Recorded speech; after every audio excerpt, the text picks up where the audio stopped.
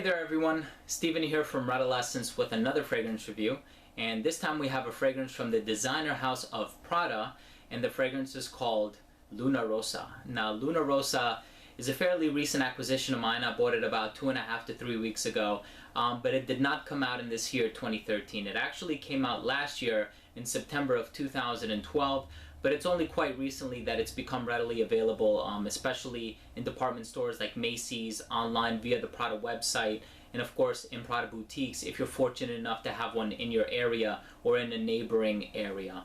Now this is a fragrance that was composed, of course, by Daniela Andrier, and she actually happens to be the in-house perfumer for Prada. She has many years of formal training under her belt. She studied at Gavorden. She actually, if I'm not mistaken, composed every other fragrance in Prada's repertoire and collaborated on a few as well. This is one that was composed solely by her, and knowing that, I was a little skeptical and weary on why I should purchase this fragrance. I will explain what I mean about that in a little bit. First off, I must say that Luna Rossa is of course an Italian name. It translates to Red Moon, and Red Moon is actually the name of both the sailboat and the extreme sailing Italian team, which participates annually in the American Cups. Of course, also participates in the Olympics. And Luna Rossa, I think, is a very appropriate name. They have a cup that they participate in also, if I'm not mistaken, called the Prada Cup, which has been recently renamed. But this is a bottle that's supposed to be presented and packaged to resemble the sailboat of the sailing team. And I see more inconsistencies than I see consistencies, and I will tackle that in a little bit when I talk about the presentation of the fragrance. But Luna Rossa is a fragrance that I was skeptical and wary on purchasing for a couple of reasons. The first one being is that the Perfumer is, of course, Daniela Andrier, and being that she's notorious for adding this soapy backbone to Prada fragrances, I thought to myself, since I already have Infusion Dome, Infusion de Vetiver, Infusion d'Iris, and even Amber Pour-Homme, which is said to be, you know, a very expensive soap-smelling fragrance, then do I really need to go out there and spend my money on Luna Rossa as well? You know, being that I'm a collector, yes, of course I ended up buying it, but to the casual or average consumer, if someone already owns Infusion Dome, or any of the Infusion flankers for that matter, you know, is it really worth it going out there and purchasing another fragrance that has a soapy backbone? And that's one of the reasons why I was so discouraged. But after smelling it in stores, both on my skin and on the test strip, I thought to myself, yes, I do need to buy this fragrance. And the reason for that is because at first, I thought to myself, maybe this is another fragrance that could have easily been bottled in an infusion bottle and called something like Infusion de Lavender, because this one does smell very strongly of lavender. But once I smelled it, I dismissed those expectations because the lavender note is actually very well balanced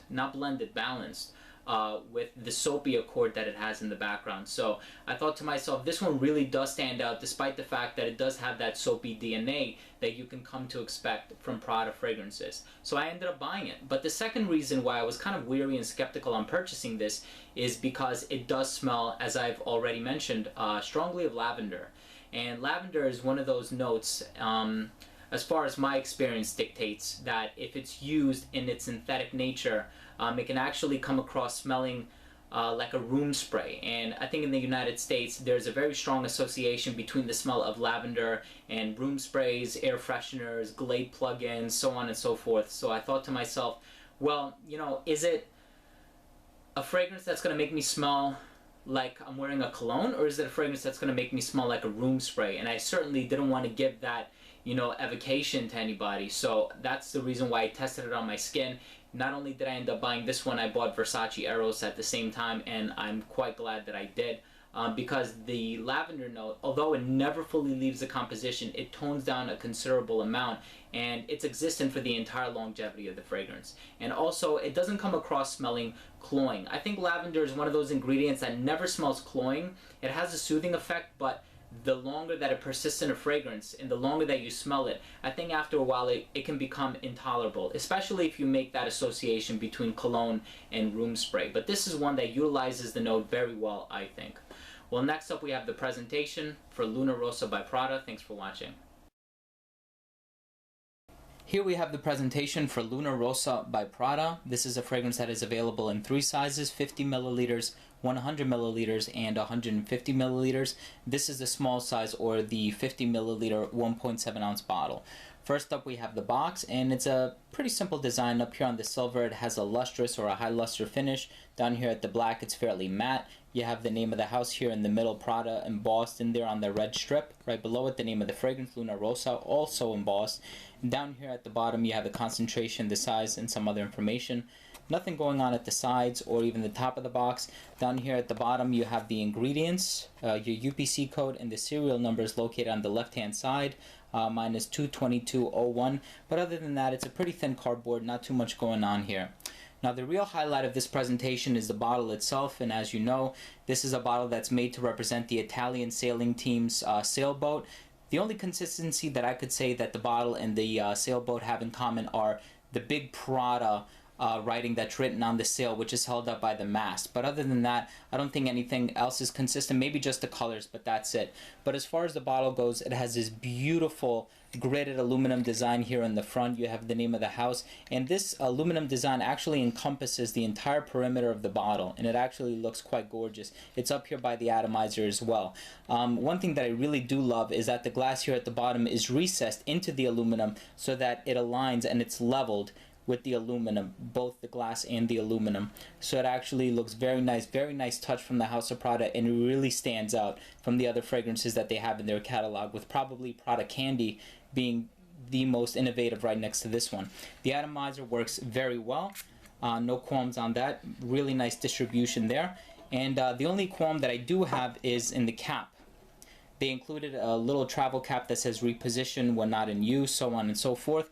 But I do have a difficult time getting it on the bottle, and as you can see, you do have to apply a bit of pressure, and it just does not go in the way that it's supposed to. It clicks into place, but again, I think it's quite impractical, so I may just toss it out, but being that I'm a collector, I may just hang on to it. But nevertheless, that was a presentation for Luna Rossa by Prada. Now, as far as the smell goes for Luna Rossa, the first thing that you're going to notice once you spray this fragrance on your hand is that it definitely smells very strongly of lavender. I expected it, you know, I did my research and I looked at the note breakdown prior to sniffing this one out. So even as I was in the store smelling it for the first time, I had already begun my testing. And right away, the very first thing you're going to notice about it is lavender. And surprisingly enough, I was there at the mall with a good friend of mine, and I had her smell it, and she says, whoa, this smells very strongly of lavender. So yes, it's a very highly perceptible note. You are going to notice it right away. And one thing that I have to say is do not be put off by that. Just because it smells strongly of lavender does not necessarily mean this is going to be a bad fragrance, or it's going to be too evocative of a room spray or an air freshener. And the reason for that is because it's fairly balanced. And that's a compliment that I have to give out to Andrier, is that it's very balanced with the other ingredients in this fragrance. Now, it does contain a bitter orange note in the top, and the bitter orange note, I would say, does not last for more than half an hour. It is fleeting, excuse me. Of course, it is a citrus note, so it's of a high volatility, but I do appreciate that take that, you know, Andrier, instead of using something more conventional like bergamot or lemon, she opted to go the route of utilizing bitter orange. And of course, with a fragrance, and bitter orange is aptly named, I think, because it is an orange that has a mild bitter smell to it. So to use an ingredient like that in a fragrance that's supposed to smell fresh, you do have a mild bitterness to it, but it's, again, it's more soapy than it is bitter or synthetic or anything else I may have said about this fragrance thus far. So the lavender note is certainly up front and center. I wouldn't go as far as saying it's unrelenting, just because after a while it does dry down. It does tone down a considerable amount. Which is the reason why I questioned whether or not I wanted to buy this fragrance. So I'm thinking to myself, is this different enough that it actually warrants a purchase? I mean, if I have Infusion Dome and it does have that soapy backbone, if that lavender note doesn't stick around, you know, enough at all, then after a while, isn't it just going to smell in the dry down the same way that Infusion Dome smells? I mean, Amber Perfume is certainly different because it contains the resin, I believe one of them being labdanum. But is this one going to be different enough after it dries down? And my answer to that, of course, was yes, because the lavender note, although it does tone down, it never fully leaves the composition. So if you are not a fan of lavender, I would just overlook this one. I mean, I would certainly skip this one. Not to say, again, that it's offensive, but if you just have a thing against lavender, then this may not be a fragrance for you. I'm certainly not totally put off by it. You know, I actually enjoy it. I do think it contributes to the overall fresh feeling of the fragrance. It is highly concentrated, but it's well balanced. So keep that in mind. Not well blended, well balanced. There seems to be a fair balance between the lavender and then of course the other ingredients. And that's not to say that the perfumer just uses equal amounts of essential oil with each fragrance oil, because you can have 1 drop of lavender and 2 drops of, say, Clary sage, which is another ingredient in this fragrance, but it still might smell strongly of lavender just because it has a perceptible smell. And although I don't think there's too much lavender in this fragrance, which would explain why it tones down pretty quickly, it's certainly very, very strong from the opening, so please keep that in mind. In the dry down, it utilizes ambroxan. I think, you know, they're taking a note which is very frequently used in perfumery, and I'm sure that even if you look under the box, I'm sure ambroxan is listed as an ingredient. I'm actually not locating it, but it is a synthetic aroma chemical, and in this perfume's case they're actually highlighting it as a note in the fragrance. And essentially it is a note. Just because it's of a synthetic nature doesn't mean you should dismiss it or not list it as a note, like linalool or many of these other synthetic aroma chemicals. Ambroxan is of course a synthetic version of ambergris, which is a super expensive ingredient. So it takes, you know, a fragrance that's supposed to smell fresh, and it adds this synthetic animalic touch to it. Another ingredient that's also coupled as a base note with ambroxan is ambrette or musk mallow. And ambrette is actually doesn't necessarily have to be of a synthetic nature, at least I don't think so, but it's actually a plant-based alternative to musk. So it has a smell that's gets very often compared to musk. So you take these two base notes that are supposed to give the fragrance an animalic touch or an animalic vibe, and they're both either synthetic or of a plant origin. So I thought that was pretty creative, and yes, that is quite a modern touch to the composition, and I like what it does. It, you know, it does something different with this fragrance. And now that I think about it, maybe the ambrette is an ingredient in the other, you know, Prada fragrances. And when I started to sniff out other fragrances that I have that contain ambrette or musk mallow, I believe Dior Homme Intense being one of them, and that's notorious for its powdery quality. And with many of these fragrances, I was so quickly to associate or to assign, you know, iris as being that note that's contributing for that powdery quality. But now this is a fragrance that actually allowed me to second guess that. So is it, you know, the tuberose in a fragrance that makes it powdery? Is it the iris? Is it the ambrette? So that's another, you know, just this fragrance has really helped me with, you know, really familiarizing myself with the different notes and the olfactory effect that they have. But certainly this is a nice base, certainly something very different, and it really does allow the composition to stand out. Clary sage is listed as an ingredient in this fragrance. Of course, I drink sage tea quite often. I have pretty good experience with the way that it tastes, not necessarily how it smells. Although I'm familiar with the smell, I'm not really picking up any similarities. I don't know if there's a difference between sage and Clary sage. But it has a very mild herbal nuance, so that's the only thing that I'm going to say about that. But it's certainly something you could pick out. Again, I just don't know whether I should associate it with the sage or the lavender, because the lavender, although it smells, how should I put this, of a botanical nature, or herbaceous, right? I don't know if I should associate that smell particularly to the sage or to the lavender, but again, I think that's an example of the fragrance being mildly well blended as it is well balanced. I would say more so well balanced than anything. And of course that bitter orange note is fleeting. You're not gonna get it past the half-hour mark. The lavender note, you are gonna get past the half-hour mark. It's just gonna dry down. And there's also a mint note in this fragrance. Mint as an ingredient, to me, I think if it's gonna be used, you better use it, and you better use it in a high dosage. That's not to say that if you're gonna, incorporate into a fragrance in a low concentration that you're doing something wrong. It's just one of those ingredients where if it's very mild, it's just not gonna stick around, and I don't think it sticks around in this fragrance. I smell, the mint just because I recently applied this one, but it really doesn't stand out the way that I want it to stand out. So it feels like, it's one of those situations where you go hard or you go home, because if you just add a little bit of mint, I don't think it does the fragrance too much justice.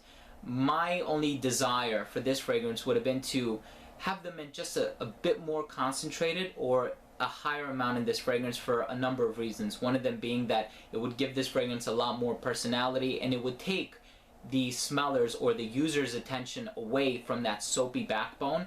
And if you're going for a fresher fragrance, I think adding a bit more mint, making it a bit more akin to Roadster by Cartier or Menthe Fraîche by Healy, if you were to make it a bit more concentrated, then maybe not only would you take somebody else's attention off that soapy backbone, but you would make them more interested in the fragrance as it being marketed as a fresh fragrance. And of course, I think it would allow it to stand out from the rest of the competition as far as a fragrance in a Prada catalog goes. Anyway, I think I've exhausted that enough. Thank you for watching the smell. Next up, we have the rating for Luna Rossa by Prada. As far as the rating goes, first up we have uniqueness and overall smell, and this fragrance earned from me a 6 out of 10. I think it is unique in the sense that you're not only having a fragrance that smells quite a bit like Infusion Dome, but with that lavender note, and I like how the lavender note never fully disappears. It just tones down, and although, I'm to assume that it's of a synthetic nature, it's never intolerable or never cloying, I guess just because it's so well balanced. And because it doesn't really stand out, that it retains that balance between lavender and soapiness. So for that reason, I gave it a 6 out of 10 for uniqueness and overall smell. But again, it's something that has been done from the Prada house quite a few times already. So I was looking for a more fresher approach, both literally and figuratively. Next up, we have longevity, and this fragrance earned from me a 5 out of 10. The way that I rate longevity is I take a look at how long it lasts, especially that's what I've been doing recently, and this one lasts about 5 hours on my skin, which is quite surprising. I wore Prada's Infusion Dome the other day just to remind myself of the differences between the two, and I got a good 9 hours out of it, and that was really, really surprising to me because I usually don't get that much longevity out of a fragrance. And in the past I've been spraying it both on the outside of my arm and the inside, and it seems like whenever I spray it on my hair it lasts a little bit longer. I don't know, it might just be my hair's natural oils or whatever, but this fragrance I got about 5 hours. I sprayed it on my skin, and after a while I really had a hard time smelling it, and I did have a hard time smelling it or being able to perceive what it was all about when I smelled it in the store. So 5 hours, and I gave it a 5 out of 10. Next up we have projection. I gave it a 6 out of 10. Believe it or not, because this fragrance projects for about, I would say, an hour to an hour and a half. I was quite surprised by that, and I was actually taken aback. On a good day, I actually got 2 hours projection from this fragrance, and it might be that mint note in combination with the bitter orange and the lavender note, because lavender as a note, you have to use it very carefully, and even in a low concentration, and I have lavender essential oil, so I feel like I was able to accurately assess the smell and the concentration of the lavender note. Even though it's used in low concentrations, it will actually smell quite strongly. And in this fragrance, it does smell strong, but it doesn't necessarily cross that threshold where it's like, it's, acceptable and cloying. It never crosses that threshold into the cloying category. So for that reason, I appreciated the projection from this fragrance, but I do have to say that most of that is probably attributed to the lavender note, just because it projects pretty well. Next up, we have versatility for this fragrance. I ended up giving this one an 8 out of 10. This is a unisex fragrance, totally unisex. It's marketed for men. I don't necessarily agree in that, but I never really, followed the gender assignations of fragrances. I think this should be worn more in the hotter weather. I do think that the heat will allow this fragrance to perform better, although I think it would compromise the longevity. It would promote the projection, but it would compromise the longevity. I've tested this from 30 30-degree Fahrenheit weather all the way up to 75-degree Fahrenheit weather. That's what we've been getting here in February in New Jersey, and for the most part, I would say the longevity is better when it's colder. The projection is better when it's hotter, and this is one that projects very, very well. This would make an excellent signature scent. Definitely geared more toward the hotter weather. And compliment factor on this fragrance, I would say it's moderate to high. I mean, it's not too high, just because you know, I just don't. For me, it's not evocative of like a room freshener or you know, Glade plug-in or anything. To other people, it might be. Everybody's perception of smell is quite different. I don't see anybody getting complimented on this fragrance, especially since it does sit quite close to the skin after the second hour.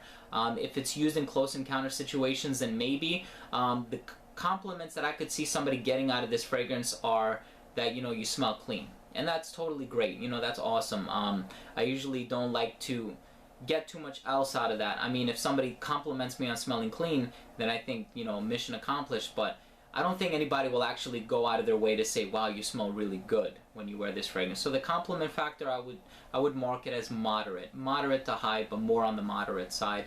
But versatility is very good for this one. Casual, definitely signature scent, and I think it could be worn on a variety of social scenarios. And then last up, we have the presentation. I already told you what I feel about that, and I ended up giving this one an 8 out of 10. I just couldn't give it a perfect score because the atomizer, although there is an even distribution, it's not the best in the game, and the whole cap thing. And I like to keep the cap on there just in case I travel with it, and I think that that was a nice touch. But I mean, you really have such a hard time putting it on. It was almost nonsensical to me. But 8 out of 10 for presentation, and then that brings this fragrance to an overall rating or an average score of 6.6 out of 10. So there you have it. That was my review of Luna Rossa by Prada. As always, thank you so much for watching. Please don't forget to comment, rate, and subscribe. It would be greatly appreciated. Also, feel free to join my Facebook group. I will leave a link in the description section below. Again, this has been Steven with another fragrance review from Redolessence. Thanks for watching, and accessorize accordingly.